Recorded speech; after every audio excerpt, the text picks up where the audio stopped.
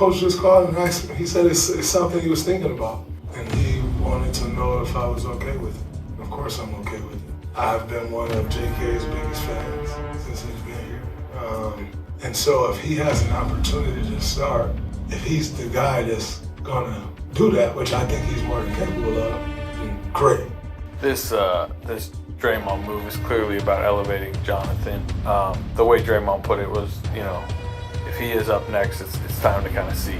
What's your perspective on this moment for Jonathan, and do you want to see what it could be with him? You saw it in the Houston game, you seen flashes. For us to be good, we need him to be the best version of himself. The experimental phase of trying to unlock new looks, new go-to sets, put the ball in his hands. It's time for that for sure. Draymond Green just took Gobert off the dribble and spiked it on the league's most dominant rim protector, then hit him with the night-night celly to cap off one of the biggest wins of the season. But that's not even the biggest story of the night. The Golden State Warriors are about to unleash Jonathan Kuminga, and the NBA is in no way ready for what's about to happen. Hey, what's happening, everyone? This is Switch Culture. The Warriors have been struggling to find ways to win over the past couple of weeks and saw their record tank in that time period. They went from being the first seed all the way to the 7th, and with a win over the Timberwolves, they find themselves slowly crawling back up to the top of the podium. Make no mistake, we've seen the floor of this team. 5 losses in a row to a mix of good and bad teams. They even lost to the Timberwolves in the first matchup. For that reason alone, it was important to adjust and get the win in the next matchup. After beating the Houston Rockets on the back of Jonathan Kuminga without Steph or Draymond able to get on the floor, Steve Kerr's hand yet again was forced to have the team rely on Kuminga when they faced Minnesota. But there was a lot more to it than that. The Warriors were noticing a lot of issues within the team structure. Curry seemed to be beat as he was having trouble with both sides of his game. His 3-ball was in a slump, he was turning the ball over, and with the team's woes, his effort on defense was not very good. Draymond, while still playing well, was also turning the ball over with low percentage passes, and if those two were struggling, the Warriors were going nowhere. Steve Kerr topped it off with putting out lineups that made you wonder if he even thought about it before he sent guys out there on the floor. With no Wiggins, we were playing minutes without Kuminga or Steph, or 3 main scorers out in a lineup of Pat Spencer, Lindy Waters, Pods, Draymond, and Trace. The remedy was a starting lineup that saw all 5 except Gary Payton II play north of 30 minutes, and the Warriors took a decisive win over the Minnesota Timberwolves, who'd previously stifled teams with their defense. Ladies and gentlemen, I think the Warriors have found their starting 5. By the way, you can become a member of my channel by hitting the join button down below or clicking the link in the description to join my Patreon. Before that, however, don't forget to like the video and subscribe to Switch Culture for the most analytical and entertaining NBA content on the planet. Now get ready. You're about to get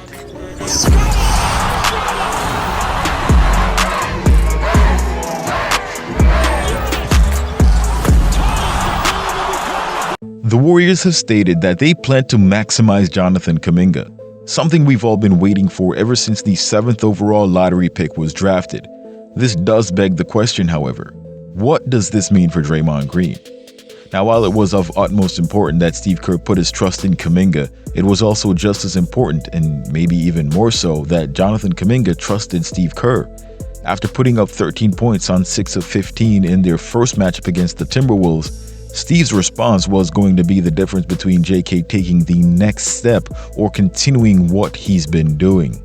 Kerr kept the faith after that less than stellar showing, and the Warriors reaped the results by sticking with Kuminga. What we saw against the Timberwolves was a coming of age for the Warriors' next superstar as his confidence went through the roof. When Steve decided to stick with Kuminga instead of playing him big minutes one night and reduced minutes the next, we saw a player that had restored confidence in his coach as a result of the coach's confidence in him to do what he always knew he was capable of. What's even better is this is only the beginning. So what led to this? The Warriors had been suffering losses left and right, and with no consistent path to winning, Steve Kerr was forced to put JK into the starting lineup and rely on him to come up big for the Warriors while playing big minutes.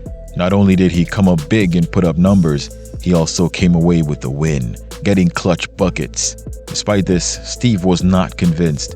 It wasn't until both Draymond Green and Steph Curry came out to the media and told him exactly what we've all been thinking, that Jonathan Kuminga needs to be given the green light to actually become Steph Curry's running mate. If you've been watching the Warriors, you'd see the growth in Jonathan Kuminga's game. He wasn't rushing plays downhill. He became a better decision maker. He was able to find his teammates on drives, generating open looks or getting to the line. All this complemented his ability to create his own shot. Couple that with the type of defense that we've been seeing as of late from Jonathan Kuminga, he becomes an elite two-way player in the Warriors lineup. While he's very similar to Wiggins in that sense, what Wiggs lacks in strength and ability to apply rim pressure, Kuminga has in spades. What Kuminga lacks in shooting ability, Andrew Wiggins is able to hit pull-up jumpers at a high enough clip. This ridiculous slash-brother tandem is going to be key for the Warriors going forward. Against the Timberwolves, however, Wiggins was injured, so the Warriors injected GP2 for defense and Hield for shooting. Well-calculated move by Steve Kerr, something which I applauded from the jump. The change in JK's body language from the first game against the Timberwolves to the second was obvious. He wasn't standing in the corner and was actually functioning as a true second option, almost as if he saw himself as equals with his veterans and wasn't actually deferring except in those instances where he needed to, a sign of better decision making. His vision and ability in finding shooters, while not very much rewarded, was incredible to watch. Unfortunately, guys just were not hitting their shots.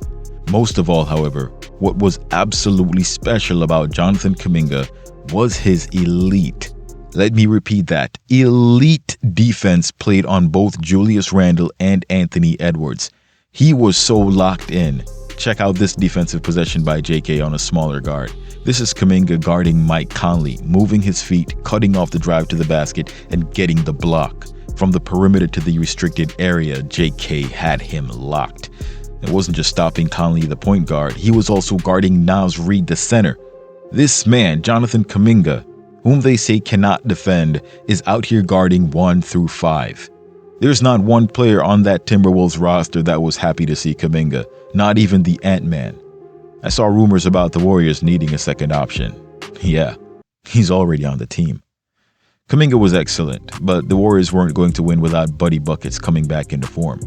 A few days ago, someone asked whether I thought Buddy Hield should enter the starting lineup. I suggested that considering how well Curry and Poole played next to each other, if they get Kuminga and Wiggins into that lineup with Looney, the Warriors could find a solution to their shooting as well as a competitive lineup. Now, Wiggins was missing, so Steve Kerr made a couple of adjustments. He went small ball with Draymond at the 5 and put GP2 in at the 3, another adjustment that I suggested previously. Next to Steph Curry, Hield was able to find his form, and with the collapsing defense under JK's rim pressure, plus the spacing created by Steph Curry's threes, Hield got just enough additional room to get his shots off, putting up 27 points on 10 of 18 from the field and 7 of 13 from 3. It's no coincidence that it took this particular game for Buddy Hield to put up almost 30 points. This is a dangerous lineup because it somewhat replicates what the team had with Melton as a starter. If Curry has a second ball handler that can create and put pressure on defenses, the difference is incredible. This is what they had when Curry played next to Jordan Poole back in 2022. So with this lineup, we have Hield and GP2 to give you shooting and defense, then Jonathan Kuminga to handle the ball and distribute. Since the defense and shooting was such a high level, considering Hield and GP2 are specialists, it didn't matter that you got it from different players. This was a deadly combo. With the paint cloggers from Minnesota in quicksand, Curry and Hield combined for 12 of 24 from distance. Meanwhile, the Warriors shot 45% overall from the same.